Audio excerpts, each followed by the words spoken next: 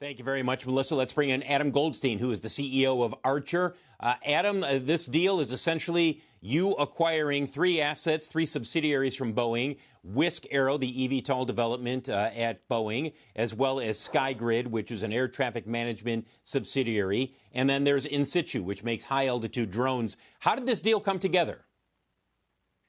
Well, the deal really came together because I have a great relationship with many of parties in the eVTOL industry, but specifically with Brian Yudko over at Boeing, who is the VP of product on the BCA side. He used to be the CEO of Wisk. They've been doing a lot of great developments over there and really pushing forward on the autonomous side of the capabilities. And that was an area that we were very interested in at Archer. And it really was a natural way for us to work together. We should mention that Boeing is taking a stake in Archer in exchange for selling these three subsidiaries to you. When it comes to Wisk, you mentioned the autonomous aircraft development that they are working on. Is that an area of expertise that you were lacking in as you're developing Midnight and your other aircraft? Well, Archer has two big core aircraft programs. We have the commercial product, which is Midnight, and then we also have our product that we're building alongside Anduril, which we call the Halo Thunder platform. The Halo Thunder platform is an autonomous platform. And so we are building that category, and that aircraft, because it has autonomy, is going to be built really with this new capability from the very beginning. Wisk has been building an autonomous platform from the beginning of their company. And so really by bringing these two companies together, Archer and Wisk, it gives us a capability to really balance both of our big aircraft platform on the commercial side as well as on the defense side. SkyGrid is a subsidiary very few people have heard about outside of if you're really focused on what's happening at Boeing. But it's essentially an air traffic management service that they are developing, a software system for managing urban air taxis, drones that might be flying in a particular area, especially maybe delivery drones, et cetera. Is that an area, when you look at congestion, that really needs to be addressed before we see commercial aircraft and urban air taxis take off? Well, air traffic control is something that I think the country has been very focused on. And really, it's a global thing that the aviation industry has been focused on. How do we create an environment that can allow more aircraft to fly in the airspace? And there are products out there like SkyGrid that have been focusing on this. There is a period of time right now where there are new capabilities, the enhancements from AI, where we can actually have a dramatic impact.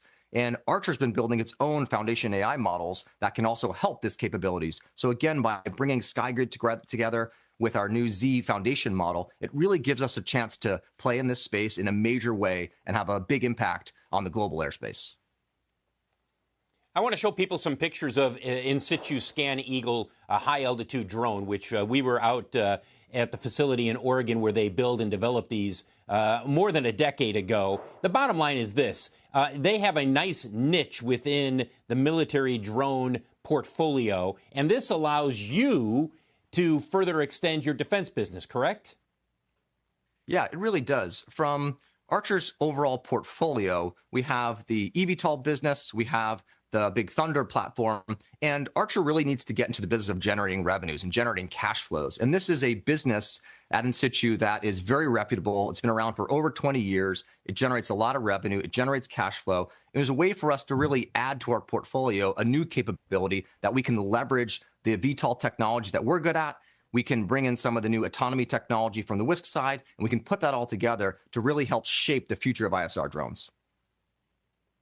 Quickly, Adam, how do you feel about the path to certification? Do you still believe that you'll have that happening with the FAA later this year, or is it more likely pushed into 2027? Well, as I always say, my job is to build a safe aircraft, and the FAA will determine when we can get these aircrafts to market. So we have really been trying to rally the whole industry, the regulators, the operators, the ecosystem around the LA 28 Olympics. And so the EIPP program was designed to help put aircraft in the airspace this year. That will help get everybody comfortable that these aircraft, this category is safe, that this is a new capability that everybody can enjoy. And we're starting to really see that as many of my fellow other eVTOL companies are out there starting to launch these aircrafts. So I'm very hopeful that everybody will rally around this point and that we can really start to see these aircraft come into the market as soon as possible. But theoretically, I mean, for a long time, you guys and your competitors all said, hey, look, by the end of 26, we want to see commercial flights. Is the reality that we will not see commercial flights until well into 2027?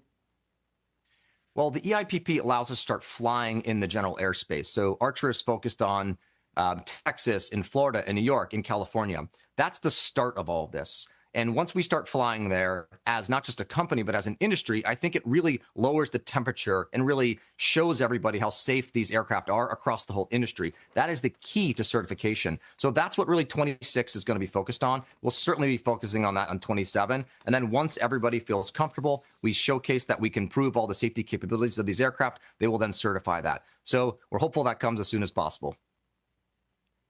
Adam Goldstein, the CEO of Archer. Thank you, Adam, for joining us today from the company's offices in Santa Clara on a day, guys, where Archer acquires 3 divisions of Boeing, and Boeing in exchange takes a stake, an undisclosed stake at this point. We'll find out once the 8K is filed, a stake in Archer. Guys, I'll send it back to you.